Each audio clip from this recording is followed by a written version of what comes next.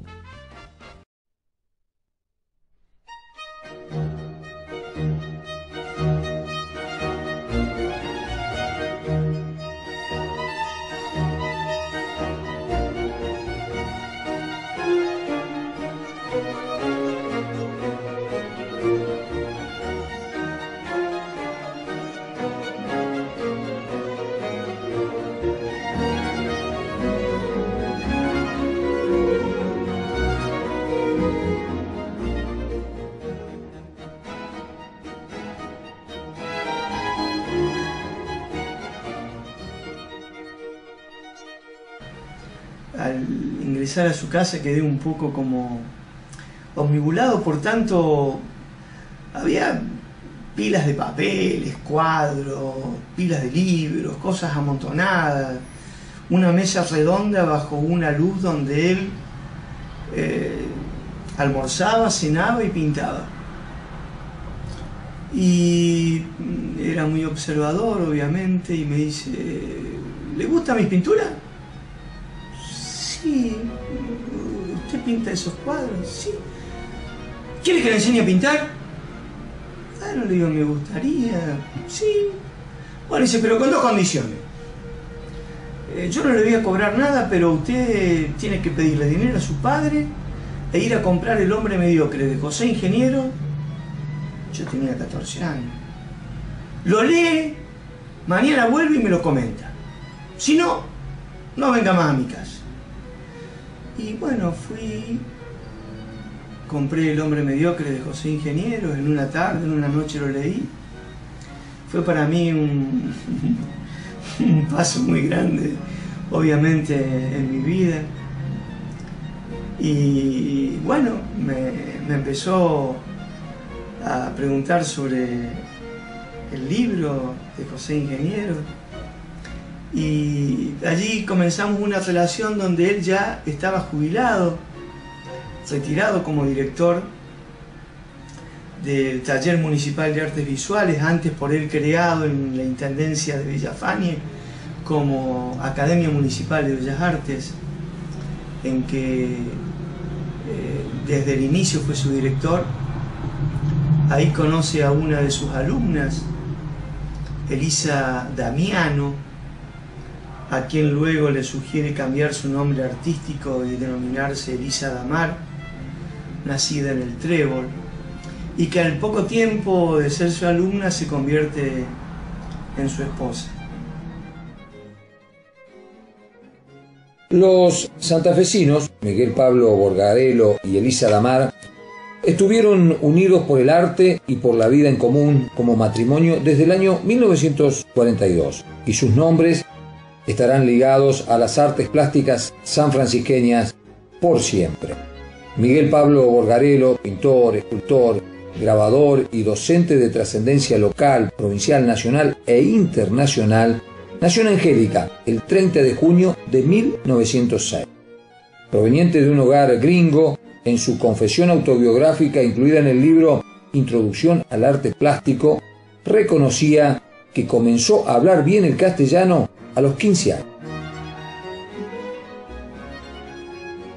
A los 20 años ingresó a la Academia de Bellas Artes de Córdoba. Radicado en San Francisco, impulsó la creación de la Academia Municipal de Bellas Artes, de la que fue director hasta 1964. En 1942, su esposa, Elisa Damiano, conocida artísticamente como Damar y nacida en el Trébol el 28 de septiembre de 1906, se agregó como docente en la academia. Muchos artistas plásticos de San Francisco y la región pertenecen a la Escuela de Borgalelo. Junto a Gerardo Trotti, él ya retirado de la academia, éramos los dos alumnos particulares que él tenía en su casa.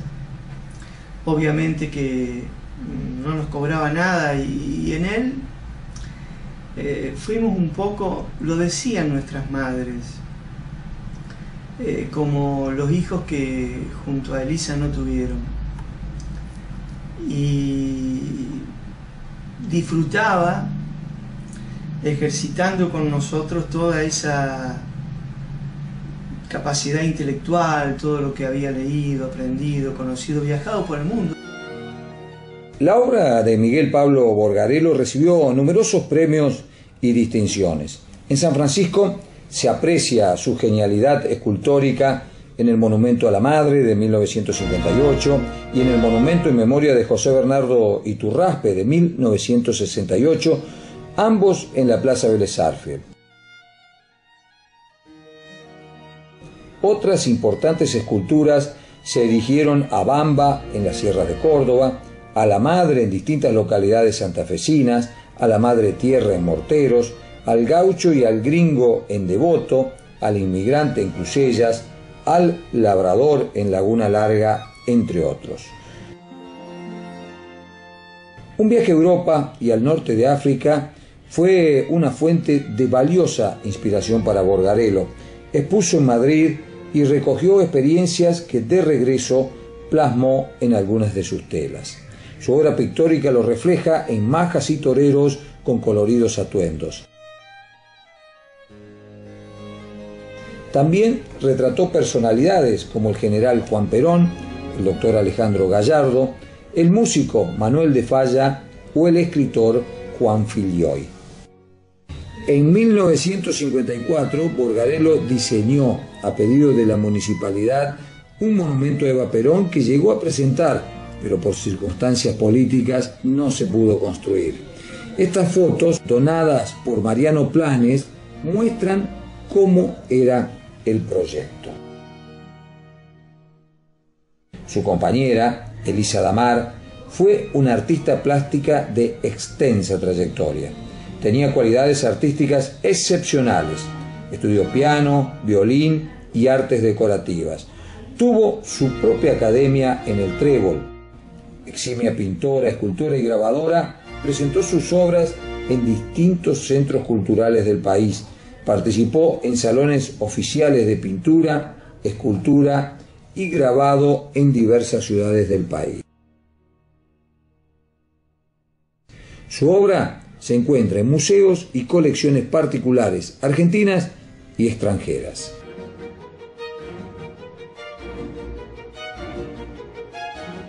La influencia de su marido resulta muy evidente en la obra de Damar. Las flores fueron su medio de expresión, manifiesta el profesor Luis Cola.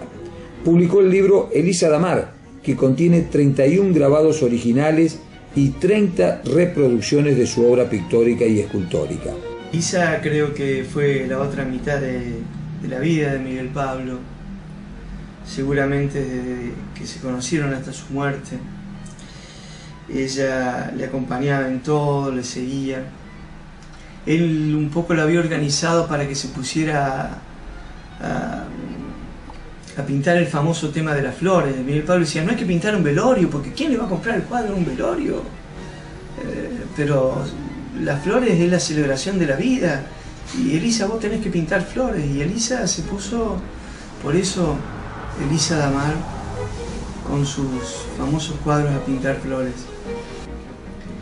Por allá por el año 1974, justo en el año en que yo me voy a estudiar arquitectura a Córdoba, coincide en que él decide mudarse Y recuerdo lo que fue mudar todo eso, porque su casa estaba llena de piedras, de cuadros, de papeles, de libros, de pintura.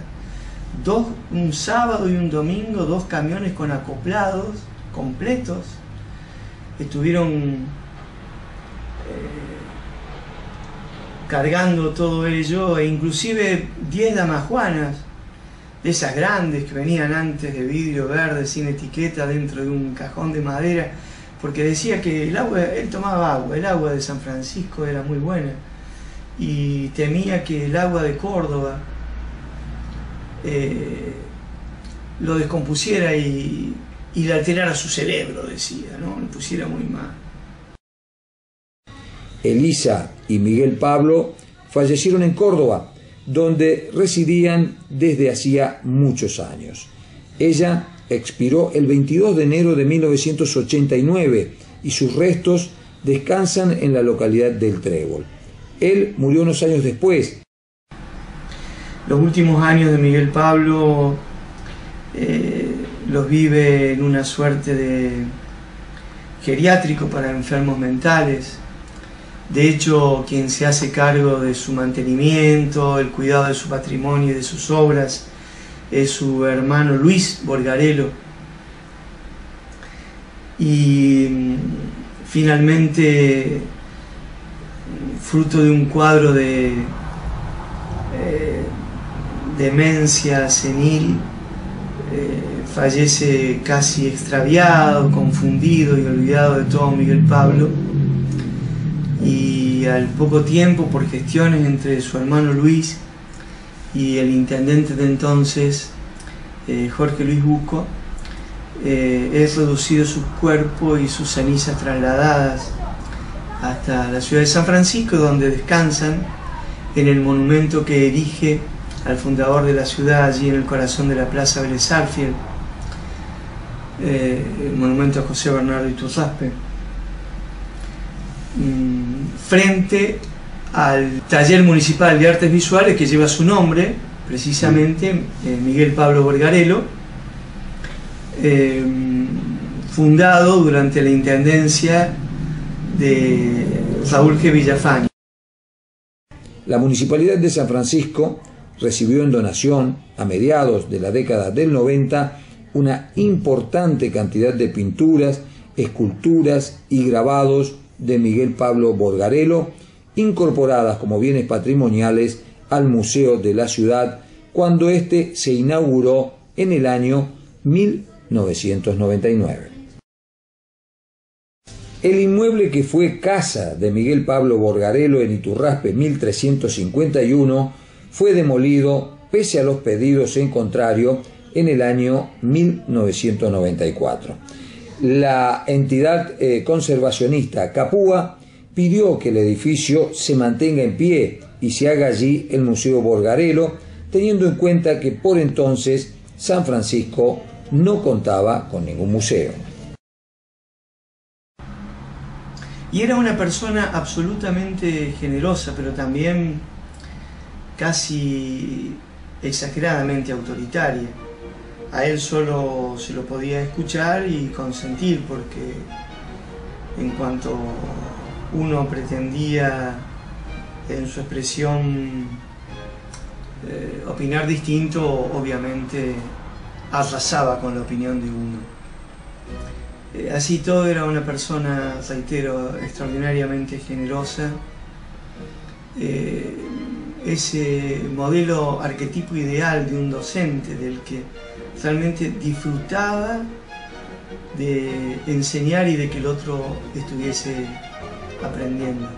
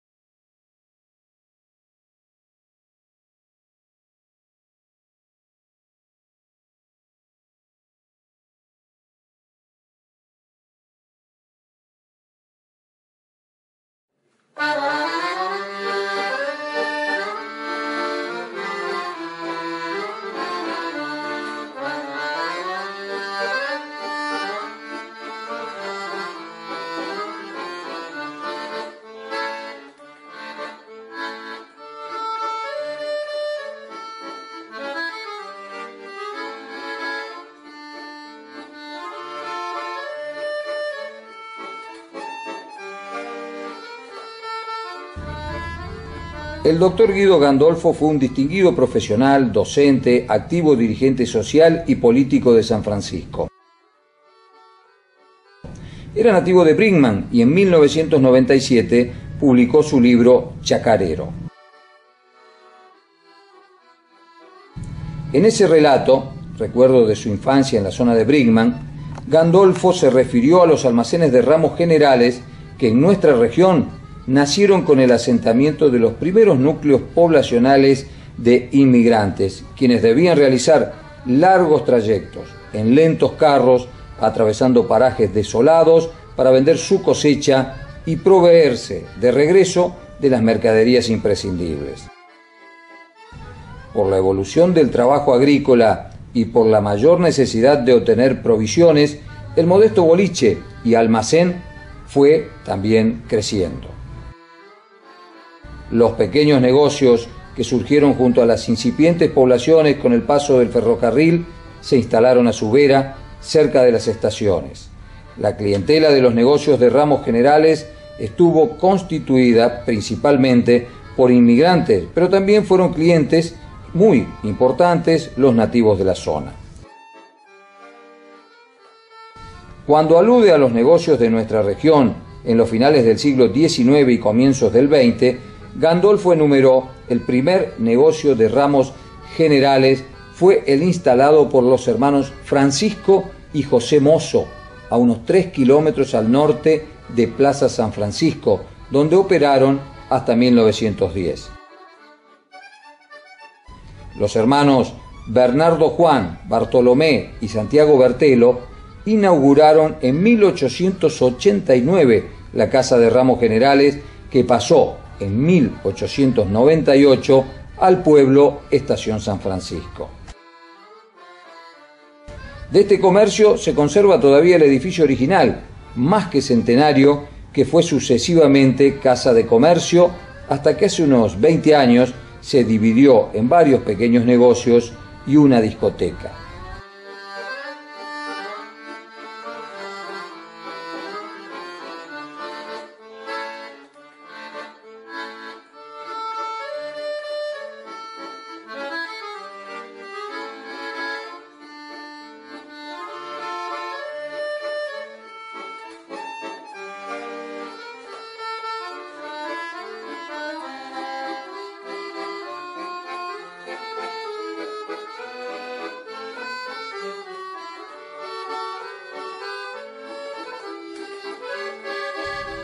Estas publicidades de 1915 cuentan qué ofrecían los almacenes de entonces, que incluían grandes patios para el estacionamiento de carruajes, para que allí almuercen los viajeros y descansen los caballos.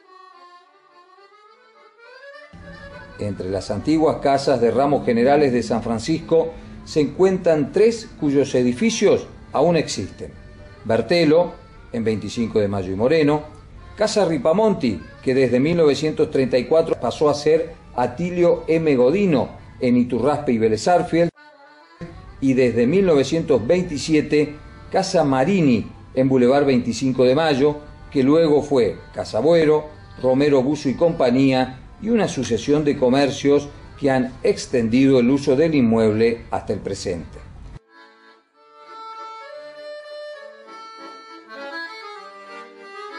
El relato de Gandolfo habla también de la confianza extrema que había entre algunos de los clientes y los comerciantes. Era la base de esas transacciones que se realizaban las más de las veces sin el dinero contante y sonante. A propósito, afirmó Gandolfo, caben algunas anécdotas que demuestran la complaciente relación entre el negociante y el chacarero. Las compras se anotaban en la libreta y el pago se efectuaba una vez por año después de levantada la cosecha y sin intereses. Si ésta fracasaba, se prorrogaba por 1 o 2 años más. Cumplidos los pagos, previo regateo, el comerciante daba aún al cliente la consabida yapa o regalo.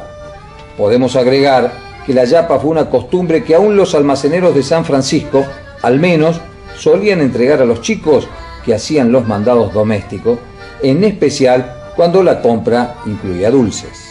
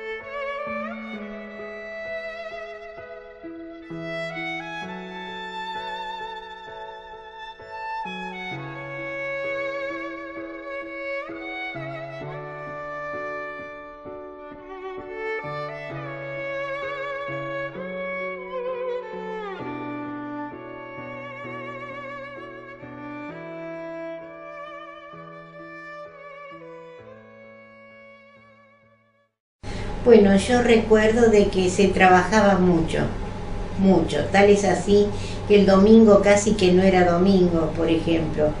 El domingo era un día de que la gente de los alrededores iba a la misa, cumplía con la misa, y después pasaban en la casa Gagliardi en una gran mesa donde se servía un vermut para todos los clientes de la casa, y quedaban a veces hasta las 12 o después de mediodía, todos haciendo como una mesa común de amigos. Siendo un pueblo tan reducido, tan chico, nos conocíamos todos y todo era una gran familia.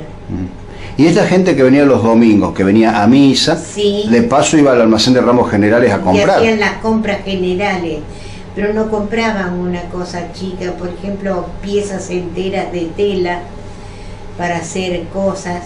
Y era un negocio donde se surtía también para la gente que buscaba formalizar un acontecimiento como un casamiento o algo. Mi abuela, que era modista, le aconsejaba los encajes y las telas suizas para hacerse los trajes que ella misma diseñaba. Sí. Bien. Y en cuanto a alimentos, así, ¿qué se compraba? De todo, y todo mucho importado, muchísimo importado. ¿Y tenían algunos clientes que no pagaban en el momento, anotaban en la libreta? No, casi ninguno, se anotaba en una libreta que me parece que era como un hule negro, era la libreta. Y bueno, y se sumaba y lo pagaban y nadie faltaba, nadie hacía cosas indebidas. Y se buscaba cuando se hacía la cosecha. Aparte era muy completo los ramos generales. Lo que abarcaba era almacén, herrería, joyería, ropa de vestir, óptica, y después había cosas elementales como de la construcción, por ejemplo, todos elementos de la construcción, arena, porra, todo eso estaba en el patio en otra sección. ¿Era el único almacén de ramos generales en Zenón Pereira? Después salió otro que era Contardi. Era una familia Contardi que también tuvo una casa de ramos generales. Y muchos años después estuvo una familia Pérez. Que después ellos se retiraron. Ahora, 50 años como la nuestra, era toda una vida. Y eran familias enteras que venían a comprar y llevaban mercadería de muy buena calidad. ¿Cuándo tuvo origen el almacén de ramos generales de Gagliardi? ¿Y el fundador quién fue? Mi abuelo. Pero mi abuelo era un italiano que se radicó en Brasil. Y en Brasil, en San Pablo, conoció a mi abuela, que era Bonfilioli, y se casó con ella y después vinieron a la Argentina. Y ahí instalaron en este pueblito de Zenón Pereira una casa de ramos generales. ¿Ustedes venían por alguna circunstancia a San Francisco en algún momento? Sí, mi padre se manejaba con los bancos de acá, con todo lo de acá. Tomaban el tren en la estación de trenes de Zenón Pereira, y acá bajaba su bicicleta mi papá y hacía todas las diligencias en bicicleta. ¿Y cuándo cierra la Casa Gagliardi? Cierra en el año 1950. Con todos los honores. ¿Por qué cierra? Y porque después de 50 años mi abuelo había fallecido y mi papá y familia vinimos a vivir a San Francisco porque yo quería estudiar. No había secundario en ese tiempo en el pueblo, y entonces había que mudarse a otro lugar. Pero ya después de 50 años estaba cansado también mi padre, ¿no? El pueblo todavía hoy dice, sí, que no está más la Casa Gagliardi, que tenía de todo, porque mi abuela, aparte de vender la mercadería, que era el alma del negocio, era una persona de buen gusto y mucha vida exterior, porque conoció muchos países y conocía cómo tratar a la gente y cómo serle útil.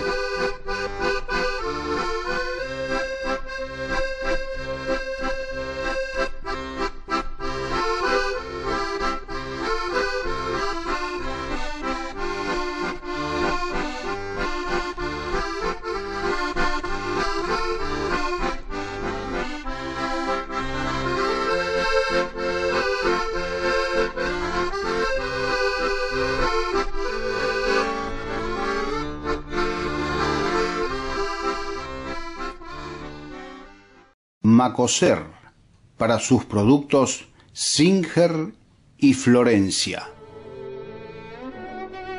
Presentó con exclusividad este programa de difusión educativa y cultural.